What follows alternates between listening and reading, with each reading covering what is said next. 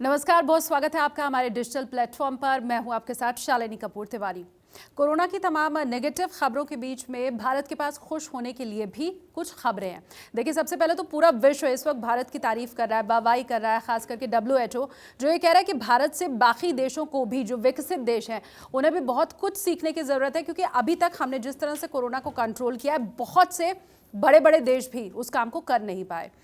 ये एक हमारे पास खुश होने की वजह है। इसके अलावा आप देखिए, ऑक्सफोर्ड यूनिवर्सिटी उसने एक रिसर्च किया कोरोना को कंट्रोल करने को लेकर के, और उसमें भारत को 100% नंबर मिले हैं। 100 में 100 नंबर, और किसी भी शायद स्टूडेंट के लिए अपने आप में बहुत खुश होने वाली खबर रहती है। तो भारत इस लिहाज से भी खुश हो सकता है। इटली को इसमें हमसे कम नंबर मिले हैं। अमेरिका तो बहुत पीछे है, अमेरिका को 65% मार्क्स मिले हैं। तो आप समझिए कि पूरा विश्व इस वक्त भारत की तारीफ कर रहा है। लेकिन इस तारीफ के पीछे हमारी और आपकी मेहनत तो ज़रूर है ही, क्योंकि हमने लॉकडाउन का बड़े अच्छे ढंग से पालन किया। लेकिन हमारी जो भारतीय परंपरा है वो भी एक बहुत अहम रोल इसमें निभा रही है, जो हम लोग जानते तो हैं, क्योंकि देखिए, मैं जो आपको बताने वाली हूँ ये कोई नई बात नहीं है।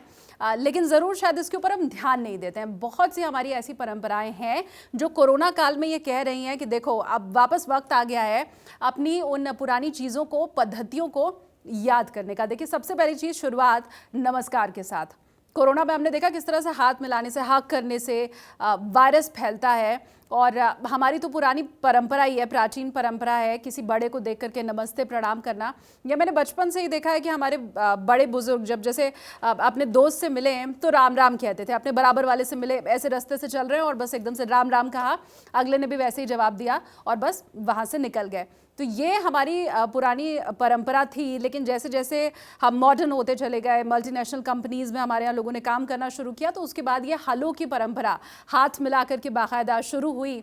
लेकिन आप देखिए, अमेरिकी राष्ट्रपति डोनाल्ड ट्रंप या फिर फ्रांस के राष्ट्रपति, उनकी आप बात कर लीजिए, या पूरे वर्ल्ड में हमने देखा स्पेन के राजा रानी को किस तरह से इमैनुअल मैक्रोन ने नमस्कार किया। तो अलग अलग जगहों पर हमने देखा कि ये नमस्कार का जो प्रचलन हम भूलते चले जा रहे हैं, वो बाहर के देशों में लोग अब अपना रहे हैं। और कोरोना काल में तो कम से कम हर किसी ने यही कहा कि भाई, दूर से ही नमस्कार भली है, पास मिलकर के हाथ छू करके गले लगाने की ज़रूरत नहीं है। दूसरी चीज़, प्रेस कॉन्फ्रेंस, माफ़ कीजिएगा, जब प्रधानमंत्री नरेंद्र मोदी तमाम मुख्यमंत्रियों के साथ बात कर रहे थे, वीडियो कॉन्फ्रेंसिंग कर रहे थे, तो आपने देखा कि उन्होंने गमछे से अपने मुंह को ढक करके रखा था। पहले ये संदेश काशी वालों से प्रधानमंत्री नरेंद्र मोदी शेयर कर ही चुके हैं, कह ही चुके हैं कि भाई देखो, अब मास्क की बहुत ज़्यादा ज़रूरत है नहीं। जो हमारी पहले की परंपरा थी, कहीं हम बाहर जाते थे, खास करके उत्तर प्रदेश और बिहार में तो बड़ा पॉपुलर है गमछा। धूप में भी लोग निकलते थे तो बस गमछे को गीला कर लिया और डाल लिया गले में, चेहरा ढक लिया, और उससे ही बस सारा काम हो जाता था। तो अब एक बार फिर से उसी परंपरा को वापस शुरू करने की ज़रूरत है। रुमाल से या गमछे से भी हम अगर कवर कर लेते हैं मुंह को, बस वो स्वच्छ होना चाहिए, तो इतना काफ़ी है।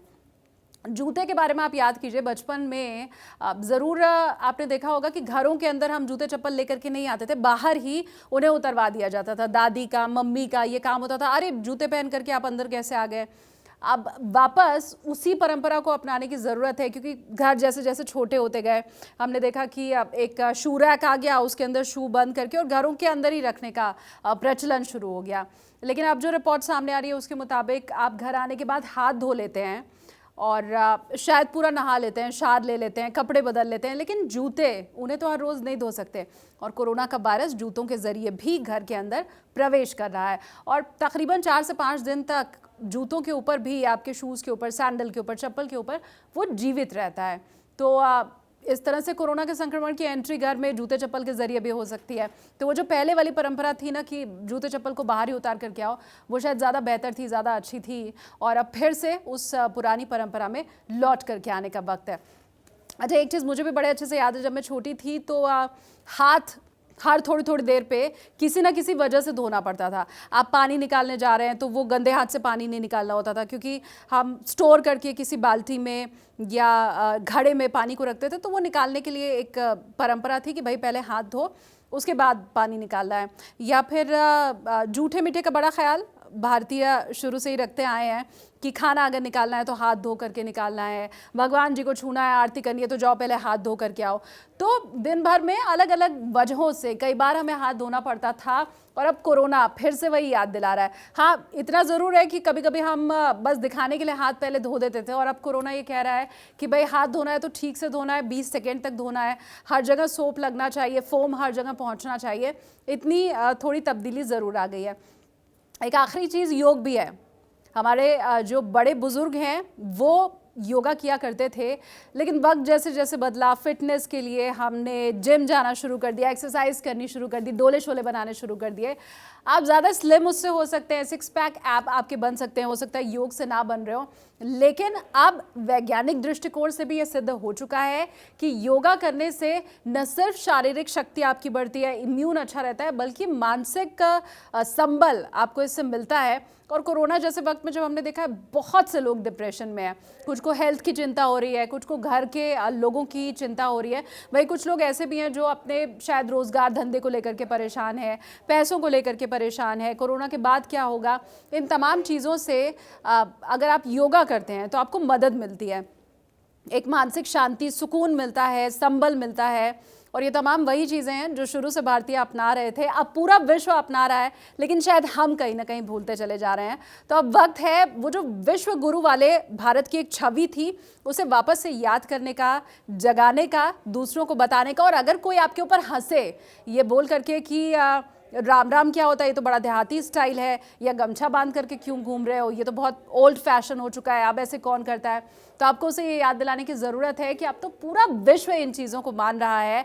अमेरिका तक को हमारे आगे हाथ फैलाना पड़ा उस मलेरिया की दवा के लिए जिसका सबसे बड़ा उत्पादक भारत है, प्रोड्यूस सबसे ज़्यादा हम ही उसे करते हैं।